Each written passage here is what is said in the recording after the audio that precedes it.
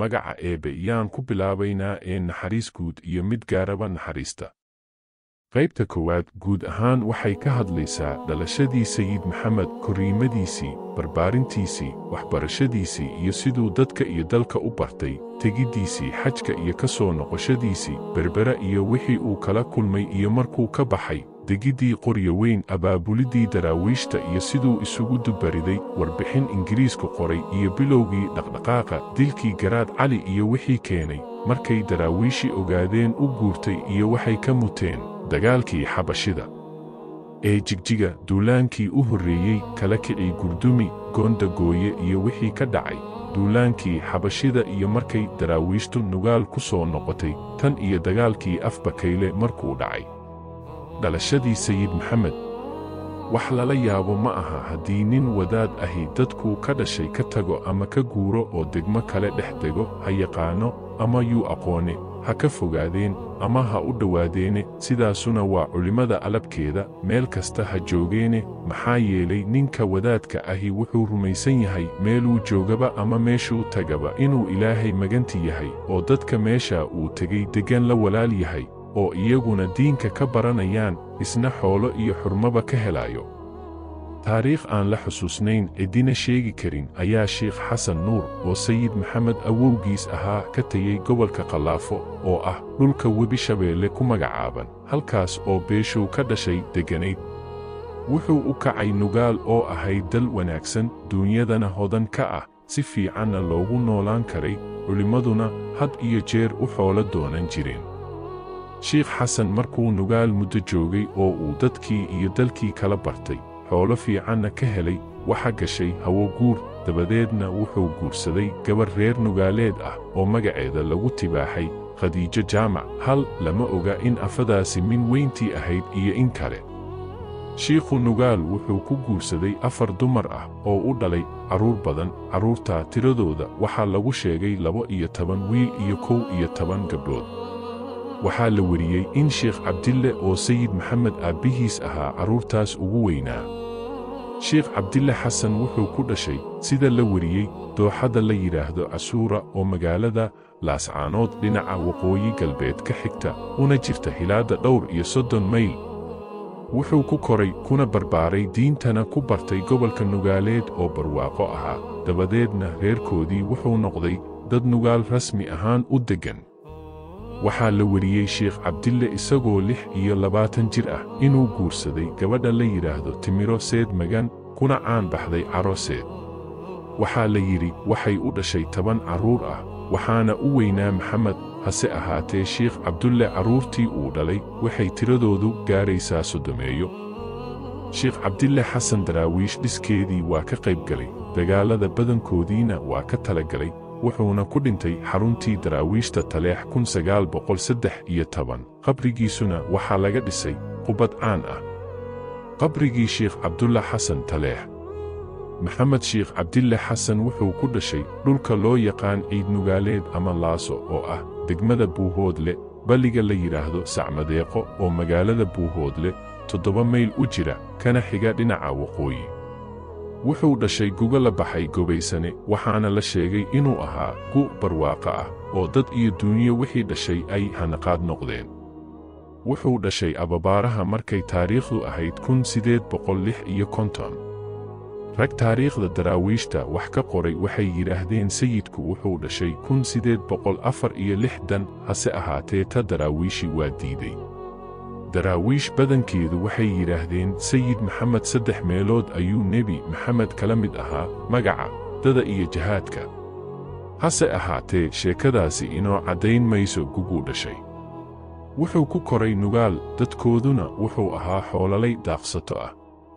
guud ahaan xoolaha markaas la haystay waxa ugu badnaa geel iyo fardo, reer beedahana waxa u taliya roobka, dhaqankooduna wuxuu yahay inay gugii iyo dayrtii hadba dhinac u guuraan, mar haddaan dhulku magaalo iyo beero midna lahayn.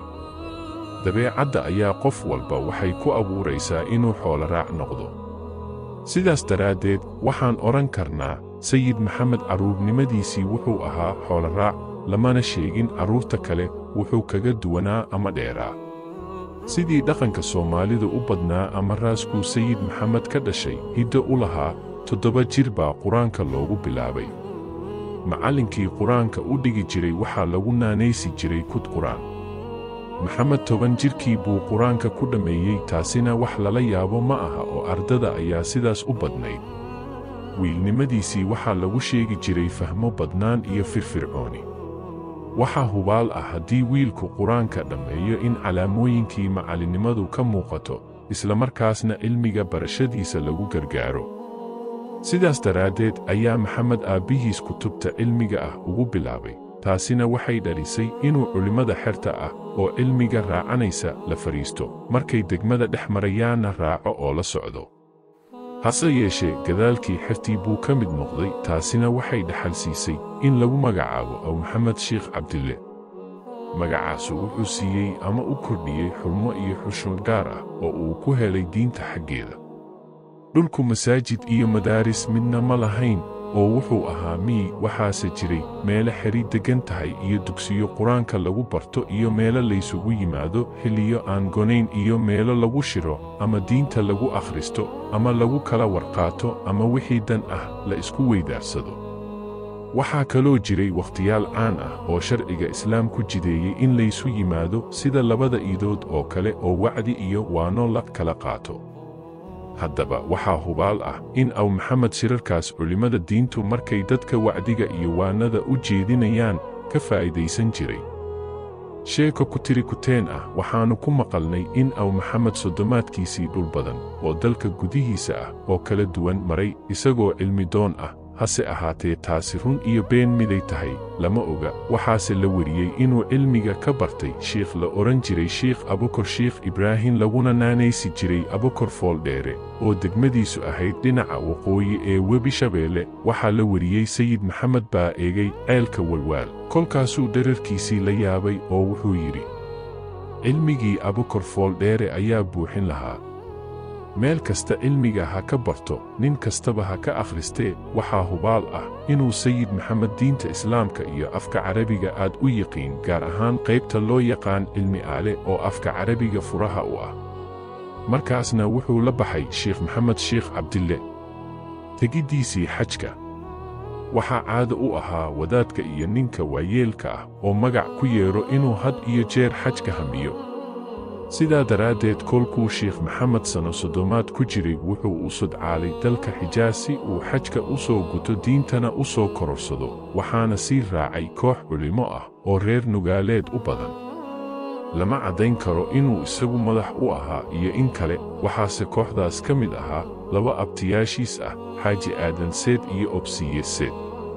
waxaa hubaal ah raggaas qaarkiis inuu isaga ka weynaa kana cilmi roonaa, tiradoodana waxaa lagu sheegay 13. hase ahaatee magacyadoodii waa lagu kala bayray. qaarkood wuxuu ku dhintay Maka iyo Madiina oo sooma noqon, qaarkoodna waxaa lagu dilay dagaaladii iyo jihaadkii, qaarkoodna waxay ku beexaameen lama oga.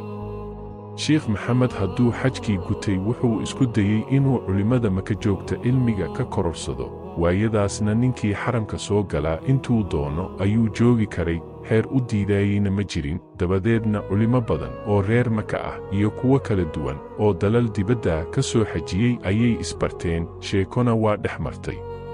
sawirrada Maka iyo Madiina. arrinta weyn oo beryahaas socotay oo culimmada iyo dadka kaleba aad afka ugu hayeen ama laga sheekaysanayay, Sheekh Maxamedna dhegihiisa ku maqlayay, waxay ahayd dagaalkii ka socday Suudaan oo uu Maxamed Almahdi ammaanduulaha ka ahaa. culimo badan oo dariiqooyin kala duwan haysata oo jihaadka iyo falligiisa had iyo jeer faalayn jirayna waa joogeen. iyadoo arrintu sidaa ahayd, in kastoo qof goobjoog u ahaa aanaan arag, haddana waxaa hubaal ah inuu si rasmi ah ugu tegi jiray kana qaybgeli jiray fadhiyaal caadi ah oo lagu qaban jiray majliska Sayid Maxamed Saalax oo reer Suudaan ahaa, dariiqada saalixiyana abuuray, madaxna u ahaa.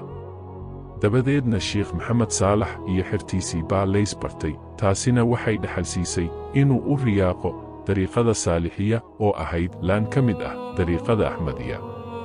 dabadeedna wuxuu qaatay saalixiya oo jameecadeeda ka mid noqday. Sheekh Maxamed Saalaxna fadhiyo gaar ah buu la qaatay si looga wada hadlo dariiqada saalixiya sidii loogu faafin lahaa dalka Soomaaliya, siyaaradana Maka loogu soo diri lahaa.